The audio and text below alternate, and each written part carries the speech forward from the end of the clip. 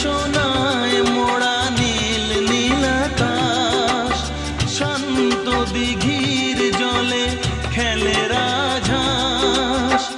কাজলা চোখে মিষ্টি চাওয়ায় ছবি আঁকো প্রিয়া যে আমার।